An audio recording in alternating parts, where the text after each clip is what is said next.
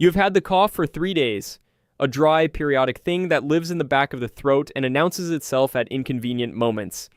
You took a throat lozenge before the assembly. You have been controlling it for 47 minutes. The Supreme Leader is on the screen at the front of the hall, speaking to the Workers' Party Congress, and all 340 students and 12 teachers and the principal and 2 party secretaries are standing in rows, producing the expression of attentive reverence that this type of assembly requires. You know this expression well. You have been producing it in mandatory assembly contexts for 20 years. At minute 48, the Supreme Leader pauses.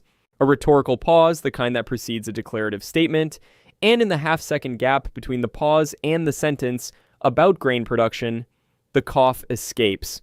It escapes as a short, sharp exhalation that, in the acoustic silence of that specific moment, sounds like a laugh. Half a second.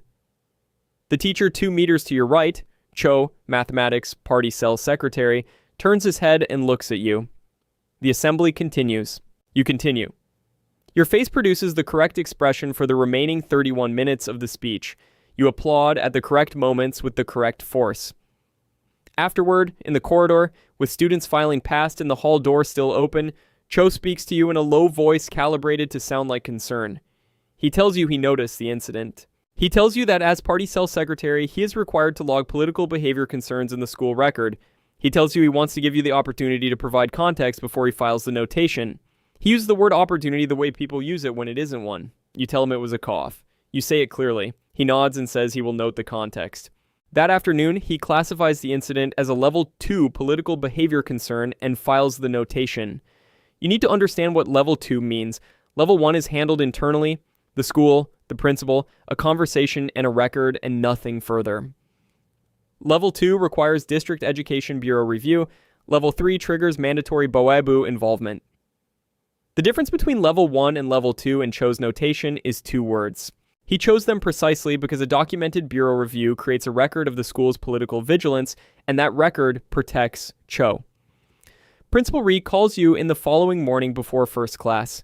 He is 54, a party member since his 20s, a man whose professional identity is the school's ranking in the district ideological assessment. He has one incident now.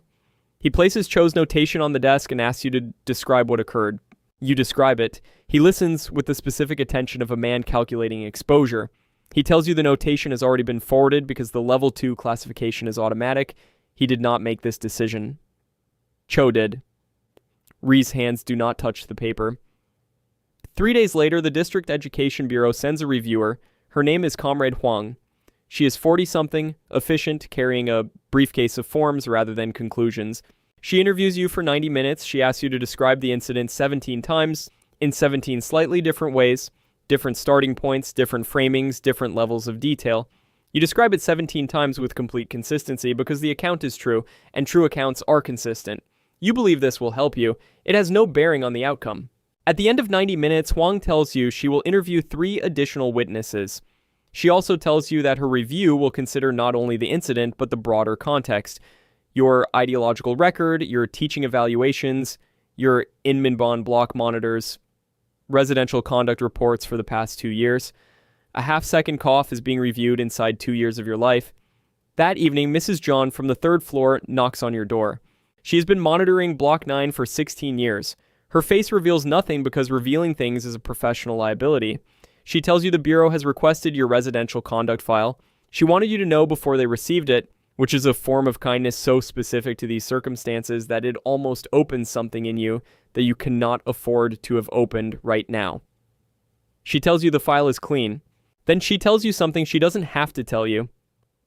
2 years ago in November, she noted in the weekly report that your daughter was heard humming an unidentified melody.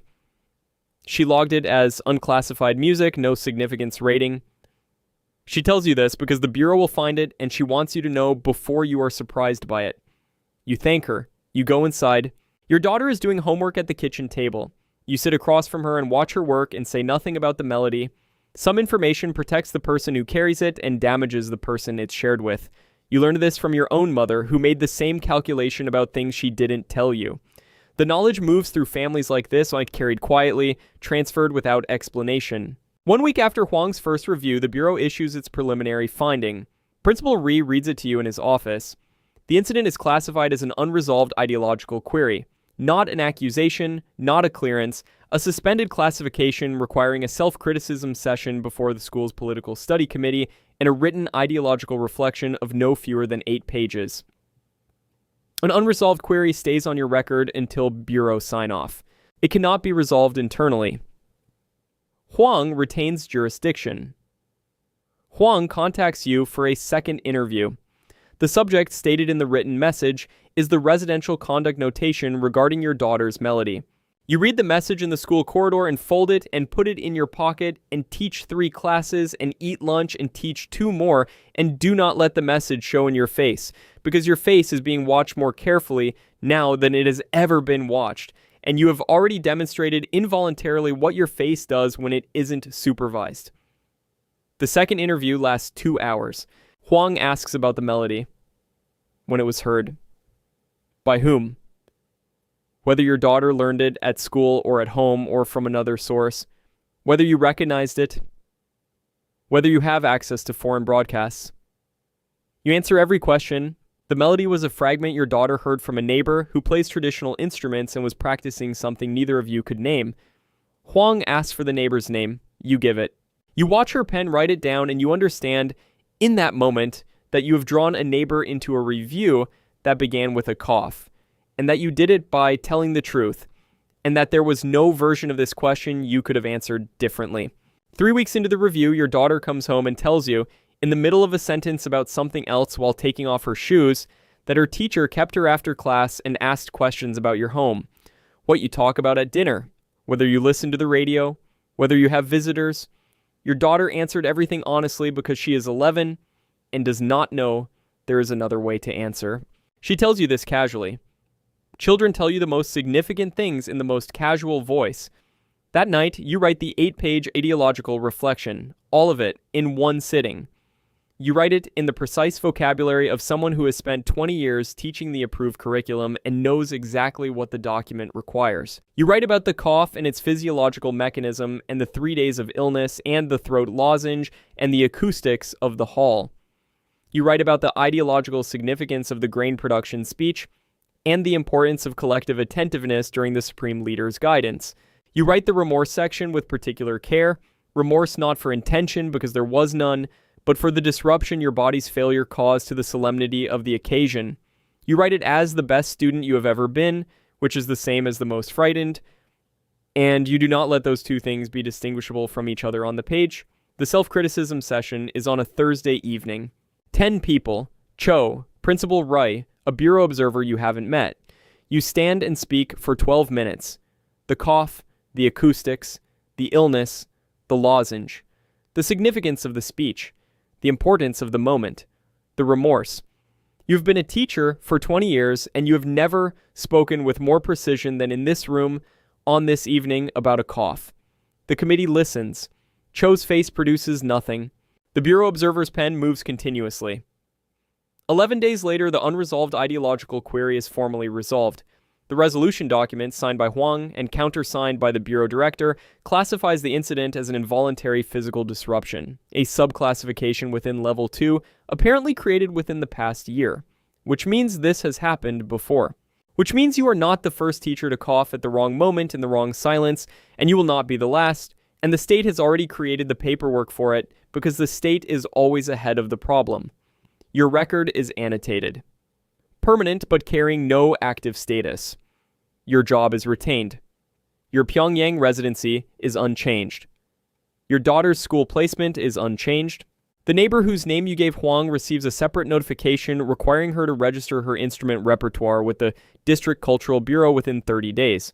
She was not accused of anything. She was made visible to an institution that prefers to know what music exists within its jurisdiction. You did not intend this. It happened because you answered honestly. The row of you closed your file and opened hers, and she will spend 30 days registering music she has played for 20 years, and she will know, without being told, where the requirement came from. And she will not say so to anyone. 6 weeks after the resolution, the school assembles again for a broadcast. You take your position on the left side of the hall. Your 31 students stand in their rows. The Supreme Leader appears on the screen. You feel the cough before it arrives. The same dry itch, the familiar announcement from the back of the throat. You press your tongue to the roof of your mouth. You breathe through your nose. You spend every unit of available attention on the management of your own body, producing silence through an effort that no one in the room can see and that the state will never count as loyalty because it happens invisibly, because the state only counts what it can observe, because a body that successfully suppresses a cough leaves no documentation. You manage it. The hall stays still. The broadcast continues. But you are not still.